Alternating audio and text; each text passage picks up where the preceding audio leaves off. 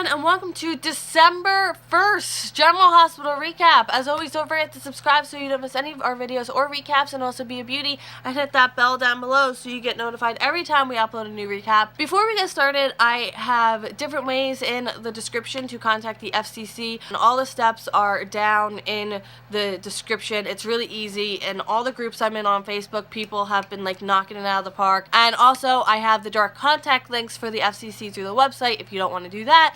I think I also have phone numbers down there if you want to call as well and leave a voicemail. I keep having to change it up a little bit, and I'm adding like new stuff down there so that you have the best ways to contact and do the most to protect net neutrality, which is what all this is about, protecting net neutrality, so that there's no slow lanes or fast lanes, and every website on the internet is treated equally. Because I was reading more on net neutrality, I feel like I'm learning more every day, and I highly recommend the Vlogbrothers video as well. It gives the most amount of information in a concise video, and Hank Green breaks it down amazingly, and even says what we could do beyond net neutrality for a future goal, but a goal that, you know, we could put aside, but just, you know, say net neutrality for now. Apparently, internet service providers want to treat data differently, so when like you're streaming video that takes a lot of bandwidth and they were like slowing that down, it gets a little technical, but basically if you don't want your Netflix, Hulu, YouTube streaming slowed down, which no one wants to slow down, that will make binging like stressful, and who wants a stressful binge? Nobody. And also, contact your representatives. I have a link down below to find out who your representative is if you're not sure. And also make sure to contact your senators, because they have a say in this as well. And I know, especially in light of recent events, it's like that won't do anything. But net neutrality shouldn't be a partisan issue. It affects all of us, and we need to make our voices heard, even if you don't think anyone on the other side is hearing your voice.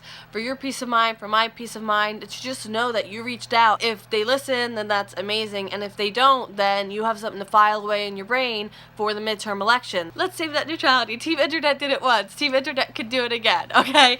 And if you didn't see the video, Comcast has already taken their net neutrality pledge off of their website, so that's heartwarming. But let's get right to our recap, because this one is big. By the way, I missed the very beginning segment and like maybe 2 minutes into the second segment because I didn't realize my DVR was full. Thank you, DVR. But I think I'm good. I got the important parts. At Ava's, Julian is home at Ava's. He notices her face is as good as new, and she says, well, it's improved. Girl, take a compliment. And he tells her he's on conditional release, and then there's a knock at the door, and it's Griffin. Sorry, Mr. Nutcracker, I hit you in the head. Julian gives Griffin a hard time about how he was kind of so judgmental and da-da-da-da-da-da-da. And Ava says that Griffin saved her life in Russia, and she did something impulsive last night, and he saved her then too. And they're in a meaningful relationship, and Julian needs to respect that. Julian goes to shake Griffin's hand, and he's like, oh, okay. And Griffin won't shake hands with his father's killer, and Julian's literally like, okay, I'm out, bye, I'll see you later, Ava, I'll text you. Ava apologizes for her brother, and Griffin is like, why is he out of prison? And Ava kind of pleads Julian's case, but Griffin is stuck on, you know, his father's death, and that he was never able to meet his father because Julian had him killed. You know, it's just those little awkward things, you know, that we all come upon. And Ava doesn't want to dwell on this. Oh, of course you don't, Ava. She's trying to convince Griffin to forgive Julian, and how he was all about forgiveness, and he always told everyone to forgive and this and that. And then Griffin says, well, call me a hypocrite because I'm never gonna forgive Julian. And honestly, how dare she? Like, I can't. I can't. And she's trying to say how Julian just tried to live up to his father's expectations, who his father was a brutal man, well, their father, but you know, was a brutal man, and he also tries to break free of his father's influence, and he's never been like Sonny. He doesn't live this life. He doesn't breathe it. Okay, fine, but Duke is still dead, so whatever. Griffin won't be around the situation. He won't be around Julian, and Ava's like, well, are you asking me to choose? She's happy her brother was released, yes, but she can't turn her back on him. Fine. But Griffin needs her to respect his feelings, and he won't make nice. He won't be silent. He's not going to sit down for a dinner with Julian. He won't do that. He will not be complicit in this. He won't be part of it. She's going to have to decide what this means for them. Ava wants to compromise. She'll arrange her life so that Griffin never has to see Julian. And Griffin says that sounds complicated. And she's like, I'll make it work. And I'm like, this could get old really fast. Like, this is going to get old fast. At General Hospital, Alexis is talking to David. She's telling him about seeing Julian in prison. His life was at risk. She may have extorted Olivia Jerome's backer for leverage to help Julian. She always seems to compromise herself when it comes to Julian. And even after everything Julian has done to her, she still doesn't want him to die. David asks if she still loves him, and he backs off and apologizes. He didn't mean to be intrusive. Alexis says it wasn't all bad with Julian, but she doesn't intend on letting him back into her life again. And then Julian's there. And those are fun introductions, and Alexis introduces David to him as her friend, and Julian asks how long they've been friends, and she tells him to stop following her, and he says he's not. He came to see a doctor. His wrist wasn't set right in prison, so he needs it looked at. He thought that he and Alexis might be in a better place after their conversation on Thanksgiving. Alexis can't participate or be involved in this. Julian is worse for her than vodka. David comes over and Alexis says, you still want to go to that restaurant tonight? Sets it up and Alexis leaves. And Julian realizes exactly who they are to each other and tells David to be good to Alexis, and he's like, that's inappropriate on a lot of levels. She could speak for herself, like, bye. The PCPD, the moment we've all been waiting for. Everyone is there. Port Charles Jason, Sam, Carly, Sonny, Steve Burton Jason, Spinelli, Diane, Jordan, Curtis, Andre, everyone. Diane is sitting there questioning Andre, and I don't know why, because I missed the very intro, but she's the one asking Andre the questions. So Andre tells them about the procedure. He never spoke to either Jason before the procedure. They were unconscious. They were like strapped to tables. And Curtis thinks that this is absolutely horrible. So does Jordan. And Diane asks if Andre knows who is who. Yes, he does. He was instructed to map Jason's memories and put them in Andrew. Jason is unaffected, but Andrew believes that he's lived Jason's life. So there were different phases, mapping and then implementation. Jason went through one, Andrew went through both. Diane asks why Jason's memories, and Andre says he doesn't know the motives or goals of his backers. He just did what he was told, and he doesn't know what happened to them after the procedure either. But in early 2015, the backer contacted him, and Andre was to come to Port Charles to monitor one of them. Port Charles Jason grabs Andre because of his involvement with Jake, and Andre says that was totally separate. He never, ever hurt or used Jake in any way against him. Diane says, tell us who is who, if you know. Andre wants to plead his case first because he knows once the truth is out, they won't have any use for him.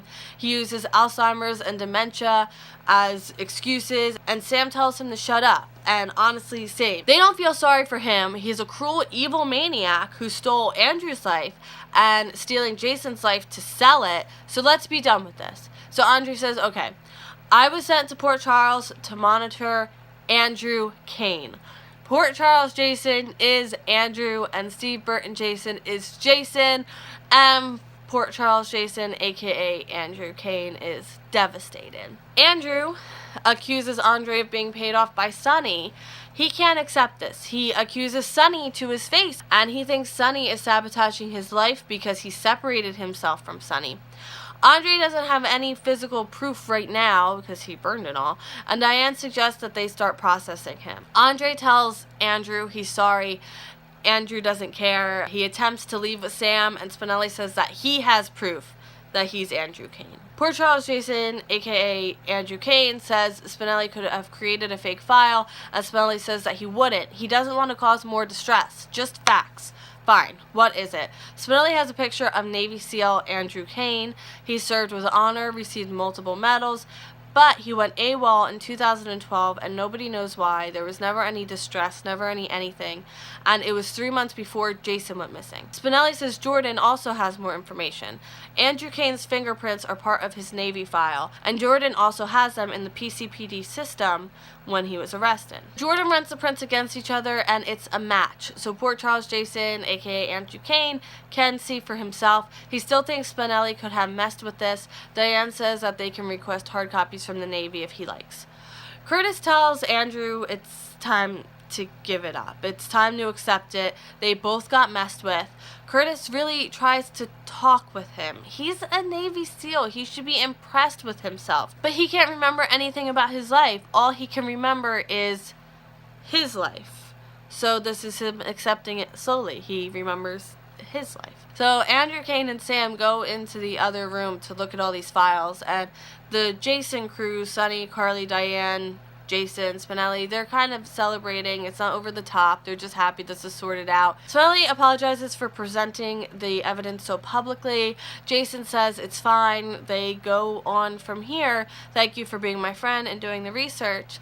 Jason thanks Carly and Sonny. While he was planning his escape, he knew he'd be okay once he got to them. Jason needs to stay here while paperwork is being processed and the rest of the crew go for a drink.